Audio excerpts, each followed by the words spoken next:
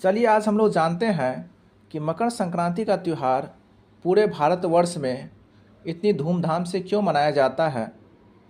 इसके पीछे की रहस्यमयी घटना के बारे में जानेंगे और मकर संक्रांति का संबंध हमारे स्वास्थ्य से कैसे है इसके बारे में भी हम लोग जानकारी लेंगे। तो चलिए जानते हैं कि मकर संक्रांति क्यों मनाया जाता है। पौष मास में जब सूर्य धनु राशि को छोड़कर मकर राशि में प्रवेश करता है तब मकर संक्रांति का पर्व मनाया जाता है। और सूर्य धनु राशि से मकर राशि में प्रवेश करता है, इसीलिए इसे मकर संक्रांति के नाम से जाना जाता है। यह एकमात्र ऐसा त्यौहार है जिसे संपूर्ण भारतवर्ष में मनाया जाता है, चाहे इसका नाम व मनाने का तरीका कुछ भी हो। वैसे तो यह पर्व जनवरी माह की 14 तारीख को मनाया जाता है, लेकिन कभी कभी यह त्यौहार 12, 13 या 15 तारीख को भी मनाया जाता है, क्योंकि यह त्यौहार पूरी तरह से सूर्य के मकर राशि में प्रवेश करने के दिन मनाया जाता है। और सूर्य सामान्यतः 12, 13, 14 या 15 जनवरी में से किसी एक दिन ही मकर राशि में प्रवेश करता है। इस बार भी यह पर्व 15 को ही मनाया जाएगा। हिंदू धर्म में माह को 2 पक्षों में बांटा गया है, कृष्ण पक्ष और शुक्ल पक्ष। ठीक इसी तरह से वर्ष को भी 2 अयनों में बांटा गया है, उत्तरायण और दक्षिणायन। यदि दोनों को मिला दिया जाए तो एक वर्ष पूर्ण हो जाता है। मकर संक्रांति के दिन से सूर्य की उत्तरायण गति प्रारंभ हो जाती है, इसलिए मकर संक्रांति को उत्तरायण भी कहते हैं। हिंदू धर्म की मान्यताओं के अनुसार इस दिन भगवान विष्णु ने असुरों का अंत कर उनके सिरों को मंदार पर्वत में दबाकर युद्ध समाप्ति की घोषणा की थी। इसलिए इस मकर संक्रांति के दिन को बुराइयों और नकारात्मकता को समाप्त करने का भी दिन भी मानते हैं। इस त्यौहार को अलग अलग प्रांतों में अलग अलग नामों से मनाया जाता है। तमिलनाडु में इसे पोंगल के रूप में, तो आंध्र प्रदेश, कर्नाटक और केरला में केवल संक्रांति के नाम से मनाया जाता है, जबकि बिहार और उत्तर प्रदेश में इस त्यौहार को खिचड़ी के नाम से जाना जाता है। उत्तरायण को देवताओं का दिन अर्थात सकारात्मकता का प्रतीक माना जाता है, इसीलिए इस दिन जप, तप, दान, स्नान, श्राद्ध, तर्पण आदि धार्मिक क्रियाकलापों को विशेष महत्व दिया जाता है। चलिए हम लोग जानते हैं क्यों मनाते हैं मकर संक्रांति का त्यौहार।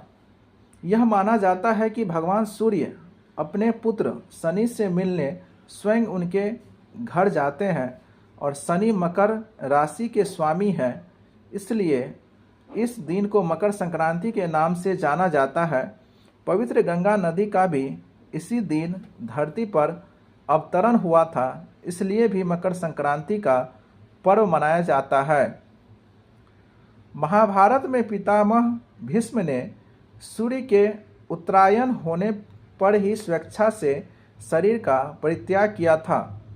इसका कारण यह था कि उत्तरायण में देह छोड़ने वाली आत्माएं या तो कुछ काल के लिए देवलोक में चली जाती है या पुनर्जन्म के चक्र से उन आत्माओं को छुटकारा मिल जाता है, जबकि दक्षिणायन में देह छोड़ने पर आत्मा को बहुत काल तक अंधकार का सामना करना पड़ सकता है। स्वयं भगवान श्री कृष्ण ने भी उत्तरायण का महत्व बताते हुए कहा है कि उत्तरायण के 6 मास के शुभ काल में जब सूर्य देव उत्तरायण होते हैं और पृथ्वी प्रकाशमय रहती है, तो इस प्रकाश में शरीर का परित्याग करने से व्यक्ति का पुनर्जन्म नहीं होता है और ऐसे लोग सीधे ही ब्रह्मा को प्राप्त करते हैं। इसके विपरीत जब सूर्य दक्षिणायन होता है और पृथ्वी अंधकारमय होती है तो इस अंधकार में शरीर त्याग करने पर पुनः जन्म लेना पड़ता है। अनेक स्थानों पर इस त्योहार पर पतंग उड़ाने की परंपरा प्रचलित है।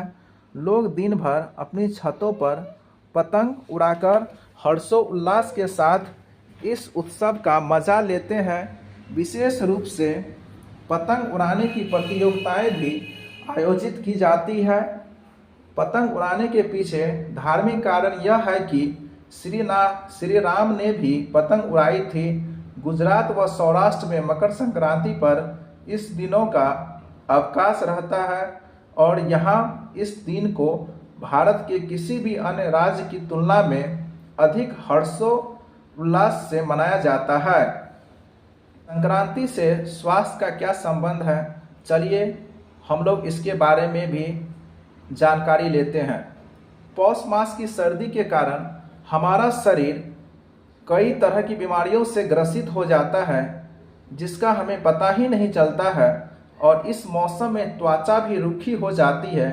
इसलिए जब सूर्य उत्तरायण होता है तब इसकी किरणें हमारे शरीर के लिए औषधि का काम करती है और पतंग उड़ाते समय हमारा शरीर सीधे सूर्य की किरणों के संपर्क में आता है जिससे अनेक शारीरिक रोग से मुक्ति मिलती है।